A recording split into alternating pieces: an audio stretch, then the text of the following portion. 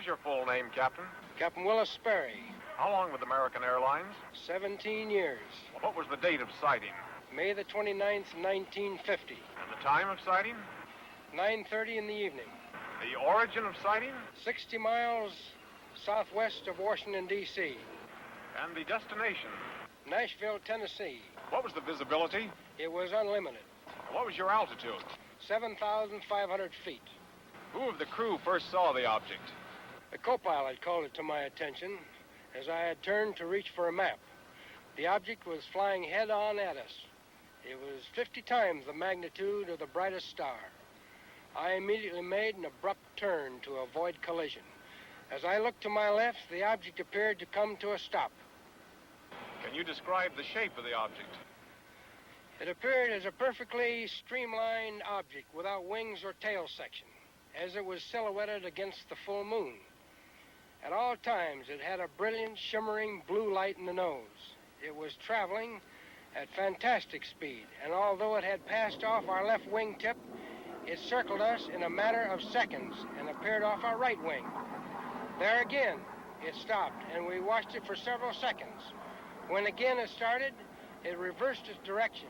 We watched it for several more seconds until it disappeared in the east out of sight. Have you ever seen any other similar object, Captain?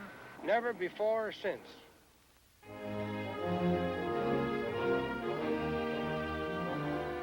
On January 9th, 1950, the press reported that Project Sign was closed. From now on, the Air Force stated its only similar activity would be the routine conventional watch for unidentified flying objects. This is the Daily News building in Dayton, Ohio. My name is Al Chop. A short time after my discharge from the Marine Corps, I paid a visit to the newspaper where I had previously worked as a reporter for 5 years. Well, Al, you rascal. Glad to see you. Good to see you. Keeping yourself. The editor was a close friend, and he tried to convince me to take back my old job on the paper. He was very persuasive, but for personal reasons, it didn't interest me. Oh, but you remember the old days here. Now it's all different. 3 hours for lunch, double time for overtime, blonde copy girls. Once he realized that my mind was made up, he made another suggestion. It was due to this casual suggestion that I walked right into the middle of the flying saucer story. Ever since the Korean situation, there's a lot of activity out at Air Material Command. You could fit right in that public information office there. Who's the man to see out there? Friend of mine, Major Cross. I'll call him now. The idea appealed to me. I'd always been intensely interested in aviation. Also, I liked the idea of settling down in Dayton again. Both Dee, my wife, and I had a lot of friends there. It would be like coming home again. The editor set up an appointment for me at Air Materiel Command. This is what I wanted, but a man never knows what he's getting into. The next day, I went out to AMC and talked to the major. He seemed satisfied with my newspaper background. I was interviewed by a personnel official who filled out the necessary papers preliminary to an Air Force security check. Full name? Albert M. Chop, C-H-O-P. Age? 35. Married? Wife's name? Dolores. Children? Girl, age 11, boy 5.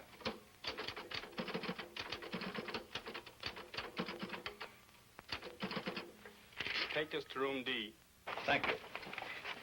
Shortly after, I went on the AMC payroll on the PIO desk. I soon shook down into the routine of the public information desk. There was a wide diversification of projects for which I wrote material. Most of it was released as newspaper copy, with an occasional article published in the magazines. I wrote a piece on a portable printing press that could be set up close to the front line. These presses printed daily bulletins, which proved of great value in sustaining morale of frontline troops. I did a few pieces on helicopters, which were coming into wide use in Korea. Newsweek magazine printed this, and it also appeared in many of the country's leading newspapers. Then, one morning about 10 o'clock, I got a call from a newspaper editor in Boston. The Boston editor wanted confirmation or official information on a flying saucer report out of Sioux City, Iowa. I told the editor that Project Sign had been officially closed. He was insistent, so finally I called Air Technical Intelligence Center. No, Chop. We have no report on Sioux City or any other sighting. You people on PIO desk ought to know we've closed Project Sign. For the next couple of hours, calls came in from newspapers all over America.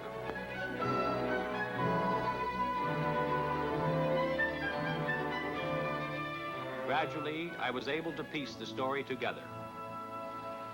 On the previous evening, a commercial airline DC-3 in Sioux City, Iowa, had requested clearance from the tower to take off.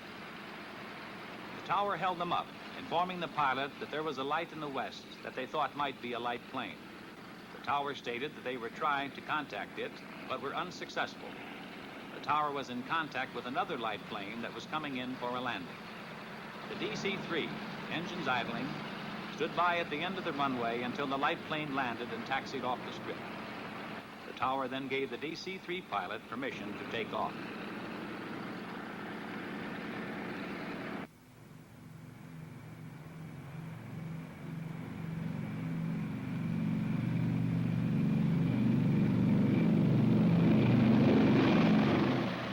As the DC-3 climbed for altitude, an unidentified light suddenly closed in. This was the object that the tower unsuccessfully had tried to contact by radio. The tower observed this and radioed the DC-3, but the light had already been observed by both the pilot and co-pilot. Suddenly, the light accelerated and made a head-on pass at the plane, which swerved to avoid a collision. It zoomed past them, close to their wingtip. The pilot called the tower and described the object as a B-36 without wings. After being observed by several passengers, the object suddenly zoomed straight up and disappeared.